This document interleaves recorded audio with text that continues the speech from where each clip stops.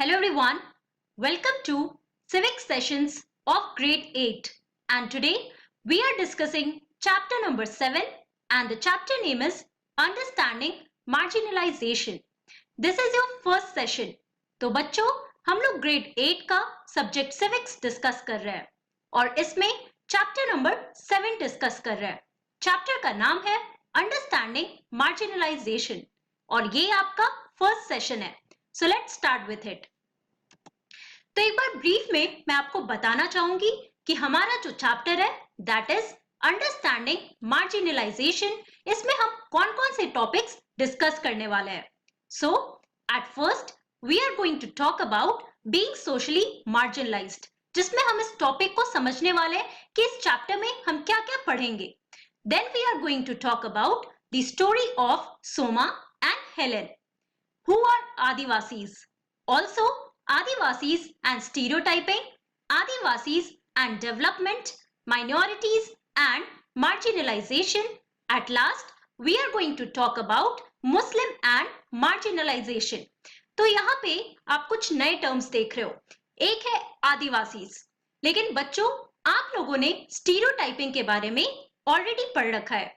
जब क्लास 6 में, क्लास 7 में आप डिस्क्रिमिनेशन पढ़ रहे थे तो उसमें आपने स्टीरियोटाइपिंग शब्द सुना होगा, है ना. और इसके पहले भी क्लास 7 में हो या क्लास 6 में हो, आप लोगों ने इक्वालिटी के बारे में पढ़ा जो हमारे इंडियन कॉन्स्टिट्यूशन में भी लिखा हुआ है, राइट. तो हमने राइट टू इक्वालिटी टॉपिक पे भी अपना डिस्कशन किया है. तो यहाँ पर हम इस टॉपिक में कुछ मार्जिनलाइज्ड ग्रुप्स के बारे में पढ़ने वाले हैं और उसमें हमारे एग्जाम्पल्स होंगे आदिवासीज के, फिर मुस्लिम कम्युनिटीज के और आखिरी में दलित ग्रुप के. ओके.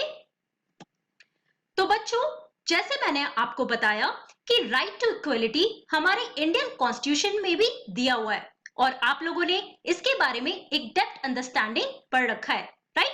क्लास 7 में आप लोगों ने राइट टू इक्वलिटी के बारे में और बहुत सारे एग्जाम्पल्स के थ्रू भी उसे समझने का कोशिश किया था, राइट.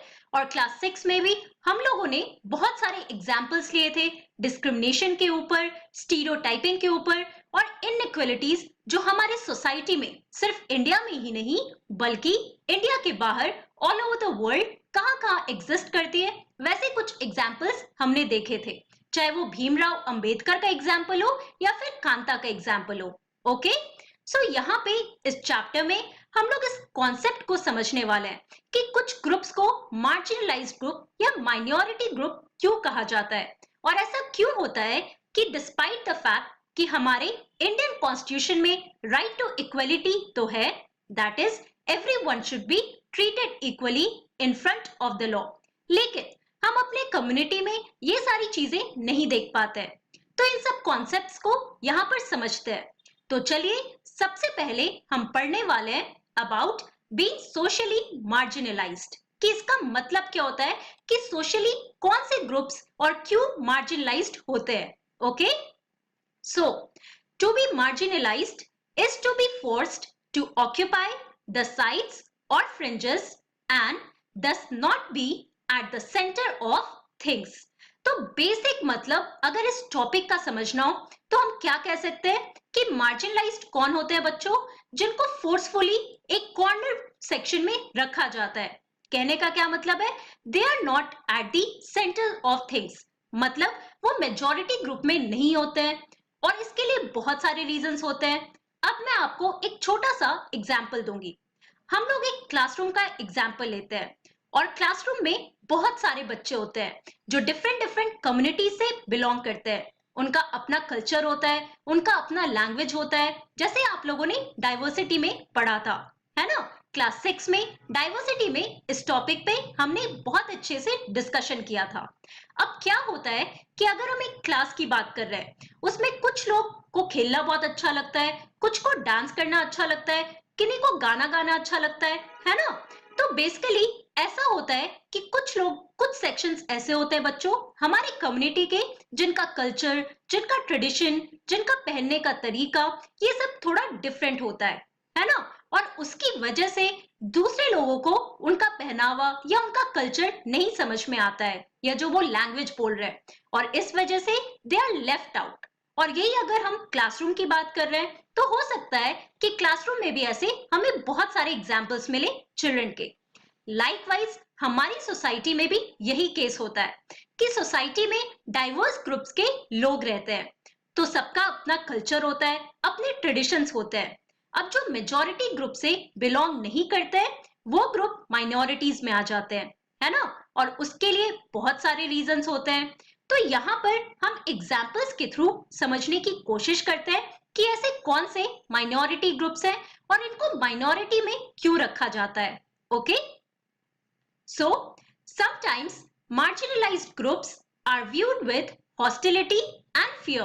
और कभी-कभी क्या होता है कि जो marginalized groups या जो communities होते हैं बच्चों, जिनको हम minorities में देखते हैं, उनसे क्या होता है, एक hostile और एक fear होता है। ओके, और ये हमारे सोसाइटी में एक जनरल कॉन्सेप्शन है और इसकी वजह से सोसाइटी में डिफरेंसेस होते हैं and that leads to inequalities that is existing in our society। Okay, this sense of difference and exclusion. तो अगर हम बात कर रहे हैं तो यहाँ पे आपको ये टर्म याद रखना होगा। So the feeling of being excluded, ये बहुत ही इंपॉर्टेंट पॉइंट है। मार्जिनलाइज्ड क्यों होते हैं?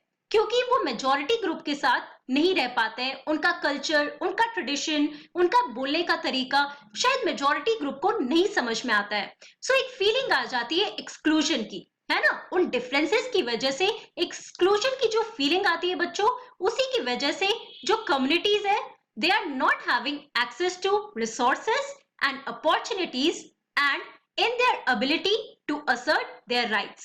तो इसी वजह से, इन सारी डिफरेंसेस की वजह से हमारी सोसाइटीज में सबको इक्वल अपॉर्चुनिटीज नहीं मिल पाता है, सबको इक्वली रिसोर्सेज नहीं मिल पाते हैं और ये वाइड डिफरेंस हमारी सोसाइटी में आज के डेट पे भी एग्जिस्ट करता है। ओके, सो यहाँ पे आप दो पिक्चर्स देख रहे हो। अब इन पिक्चर्स में मैं आपको ट्राइबल ग्रुप्स का फोटो दिखा रही हूँ जिनके बारे में अभी हम पढ़ने वाले हैं। ओके, सो ये फोटोज में आप देख सकते हो। Now here is photo of group of women here, right. और यहाँ पे आप देख सकते हो जो उनके पहनने का तरीका है और जो उनका कल्चर और ट्रेडिशन है, हम फोटो से ही कह सकते हैं कि बाकी लोगों से थोड़ा डिफरेंट है ना। यही हमारे आदिवासी ग्रुप होते हैं बच्चों, जिनको हम लोग आज के डेट पे ट्राइब्स भी कहते हैं। उसके अलावा ये दूसरा फोटो है। अब हम आदिवासी के बारे में आगे पढ़ने वाले हैं, लेकिन उसके पहले हम छोटा सा एग्जाम्पल भी लेंगे, right. So these marginalised group, they experience a sense of disadvantage and powerlessness vis-a-vis more powerful and dominant sections of society who own land, are wealthy, better educated and politically powerful। तो जैसे मैंने आपको बताया कि जो हमारे society में notions है मेजॉरिटी ग्रुप के और माइनॉरिटी ग्रुप के, इसकी वजह से हमारी सोसाइटी में एक डिफरेंस एग्जिस्ट करता है, एक इनइक्वालिटी एग्जिस्ट करता है। और क्या होता है कि इसकी वजह से जो माइनॉरिटी ग्रुप है या मार्जिनलाइज्ड ग्रुप है बच्चों, they experience a sense of disadvantage. क्यों? क्योंकि उनको वो बेटर एजुकेशन नहीं मिलता है, उनके पास रिसोर्सेज नहीं होते हैं, उनके पास अपॉर्चुनिटीज नहीं होता है जिससे वो कुछ अच्छा कर पाए, है ना। और ये कंपटीशन किससे होता है? To the powerful and dominant sections of the society, जो हमारी सोसाइटी में मेजॉरिटी ग्रुप है ना। तो जिनके पास लैंड है, जो वेल्दी है और बेटर एडुकेटेड भी है, उसके अलावा वो पॉलिटिकल सेंस में भी पावरफुल है। ओके, सो हम बहुत ही सिंपल टर्म्स में कह सकते हैं that economic, social, cultural and political factors work together to make certain groups in society feel marginalised. तो कौन कौन से इंपॉर्टेंट फैक्टर्स है जिसकी वजह से हमारी सोसाइटी के कुछ ग्रुप्स ऐसे हैं या कुछ कम्युनिटीज ऐसे हैं बच्चों जिनको मार्जिनलाइज्ड या माइनॉरिटीज में रखा जाता है।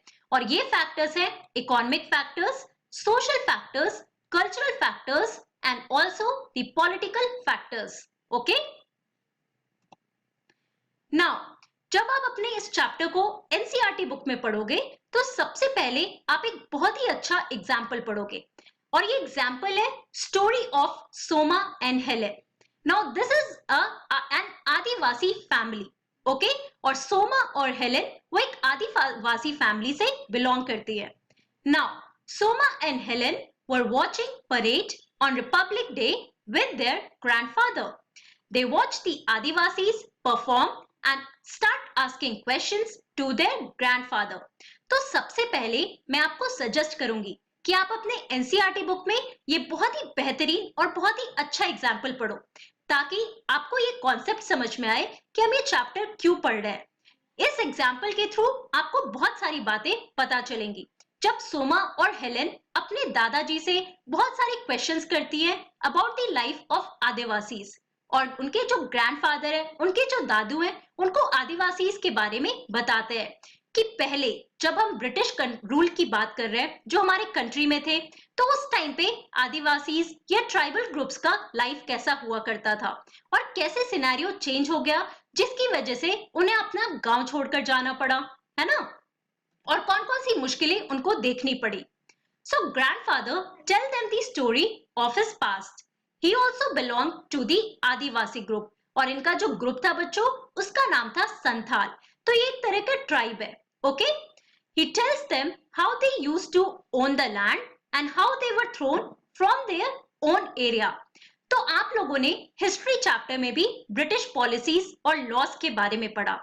तो जो आदिवासीज थे बच्चों, वो पहले फॉरेस्ट एरियाज में रहा करते थे, लेकिन ब्रिटिश पॉलिसीज और फॉरेस्ट लॉस के आने की वजह से उनको वो पूरा एरिया छोड़ना पड़ा।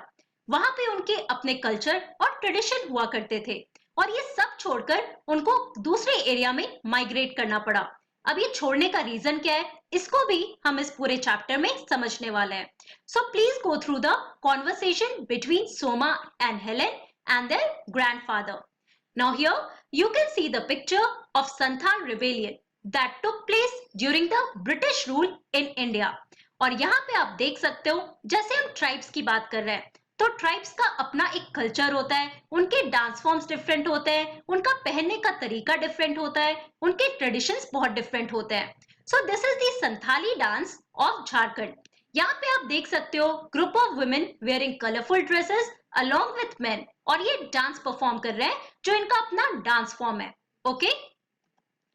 अब हमारा मेन टॉपिक शुरू होता है, जिसमें हम सबसे पहले एग्जाम्पल लेंगे आदिवासीज का। और यहाँ पे मैं आपको बताना चाहूंगी कि आदिवासीज के लिए ट्राइब्स टर्म भी यूज किया जाता है। So don't get confused between these two terms, right.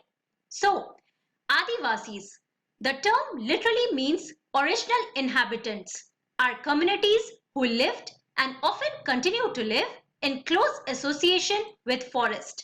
तो जब आप ये एग्जाम्पल पढ़ोगे जिसमें आप ग्रैंडफादर के स्टोरी के बारे में पढ़ोगे, तो आपको पता चलेगा कि जो आदिवासीज थे बच्चों, वो पहले फॉरेस्ट में रहा करते थे, मतलब जंगल में रहा करते थे, है ना। और वहां पे आज के डेट में भी आपको बहुत सारे आदिवासीज या ट्राइब्स मिलेंगे। और आदिवासीज का लिटरल मतलब क्या होता है? इसका लिटरल मतलब होता है ओरिजिनल इनहैबिटेंट्स, ओके, जो उस एरिया में रहते हैं। Around 8% of India's population is Adivasi. अगर हम अपने कंट्री इंडिया की बात करते हैं, तो हमारी कंट्री का जो 8% पॉपुलेशन है वो आदिवासी है। And many of India's most mining and industrial centres are located in Adivasi areas. तो बच्चों, आप लोगों ने माइनिंग, इंडस्ट्रियल एरियाज, इन सब के बारे में ज्योग्राफी में भी पढ़ा है ना। तो ये जो आपके इंपॉर्टेंट माइनिंग और इंडस्ट्रियल एरियाज है, ये कहाँ लोकेटेड है? इन आदिवासी एरियाज में, ओके।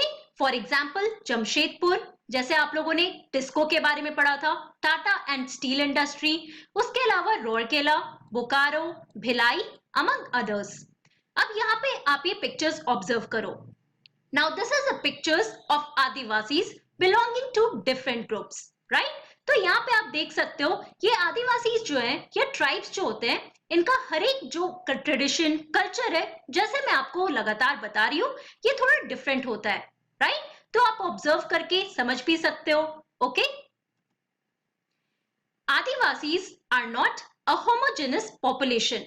और यहाँ पे आप देखो कि जो आदिवासीज है बच्चों, वो होमोजेनस पॉपुलेशन नहीं है। कहने का क्या मतलब है कि सभी एक जैसे नहीं होते हैं। ग्रुप एक है, कम्युनिटी एक है, बट इसमें भी डिस्टिंक्शंस है।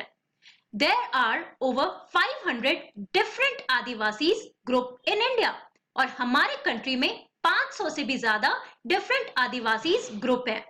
Adivasis are particularly numerous in states like Chhattisgarh, Jharkhand, Madhya Pradesh, Odisha, Gujarat, Maharashtra, Rajasthan, Andhra Pradesh, West Bengal, and also in northeastern states of Arunachal Pradesh, Assam, Manipur, Meghalaya, Mizoram, Nagaland, and Tripura. और आपके लिए बहुत ही important है ये सारे states को identify करना इस मैप में। तो जहां पे भी आप कलर्ड ब्राउन सेक्शन देख रहे हो बच्चों, यहाँ पे आप देखो कि आदिवासी रहा करते हैं, ओके, जो ट्राइबल ग्रुप्स हैं। तो आप देख सकते हो कि स्टेट्स लाइक छत्तीसगढ़, झारखंड, मध्य प्रदेश, तो ये पूरा रीजन आप देख सकते हो कि छत्तीसगढ़ मध्य प्रदेश का रीजन है ना, झारखंड का रीजन है, उसके अलावा गुजरात, महाराष्ट्र का रीजन है, राइट। तो यहाँ पे आप देखो उसके अलावा जो नॉर्थ ईस्टर्न स्टेट्स है, हमारे 7 सिस्टर्स, यहाँ पे भी बहुत सारे ट्राइबल ग्रुप्स रहते हैं। इसलिए हम कह सकते हैं that Adivasis they are not a homogenous group. Okay, now this is a picture of the Naga tribe जो नागालैंड में रहा करते हैं। A state like Orissa is home to more than 60 different tribal groups, right. तो आप देख सकते हो कि एक ही स्टेट में आपको 60 डिफरेंट ट्राइबल ग्रुप्स दिख रहे हैं। For example in Orissa, Adivasi societies are also most distinctive because there is often very little hierarchy among them. This makes them radically different from communities organized around principles of jati, varna, that is caste, or those who were ruled by kings. तो बच्चों, जब हम tribal groups या आदिवासीज की बात करते हैं तो उनका जो सिस्टम ऑफ हायरार्की है वो काफी डिफरेंट है, राइट। वहां पे एक ट्राइबल चीफ होता है और ग्रुप में जो कम्युनिटीज में लोग रहा करते हैं, ओके। लेकिन वही अगर हम अपने सोसाइटी की बात करते हैं तो आप देखो कि मेजॉरिटी सोसाइटी में क्या होता है, कास्ट सिस्टम होता है, जिसके बारे में भी आप लोगों ने पहले भी पढ़ा है ना। उसके अलावा there were some kingdoms that were ruled by kings. तो यहाँ पे आप देखो जो इनका सिस्टम है एडमिनिस्ट्रेशन का भी, वो भी काफी डिफरेंट हुआ करता है, राइट। और यहाँ पे आप देख सकते हो this is the picture of different Adivasi group in Orissa. और ये मैं पिक्चर्स क्यों दिखा रही हूँ, ताकि आप ऑब्जर्व करो कि इनका पहनने का तरीका, the way they dress up, the way their traditions are, जिस तरीके से अपने फेस्टिवल्स करते हैं, जिस तरीके से इनका डांस फॉर्म होता है, वो कैसे मेजॉरिटी ग्रुप से डिफरेंट है। और ये सारे रीजंस होते हैं बच्चों जो इनको मेजॉरिटी ग्रुप से अलग करते हैं, और ये नोशंस हमारी सोसाइटी में एग्जिस्ट करता है, दैट इज टोटली रॉन्ग। तो बच्चों, आज की क्लास में हमने क्या पढ़ा? In today's class, we understood the meaning of being socially marginalized, that is the sense of feeling excluded or left out. उसके बाद हमने पढ़ा about आदिवासीज, और आदिवासीज का लिटरल मतलब होता है ओरिजिनल इनहेबिटेंट्स, जो कि कहाँ रहा करते हैं, फॉरेस्ट एरियाज में रहा करते हैं। और ये होमोजेनस ग्रुप नहीं होते हैं, क्योंकि डिफरेंट एरियाज में डिफरेंट आदिवासीज ग्रुप होते हैं, ओके। अब इसी टॉपिक को हम लोग नेक्स्ट क्लास में भी कंटिन्यू करने वाले हैं। So that's all for today. Thank you very much. Have a nice day.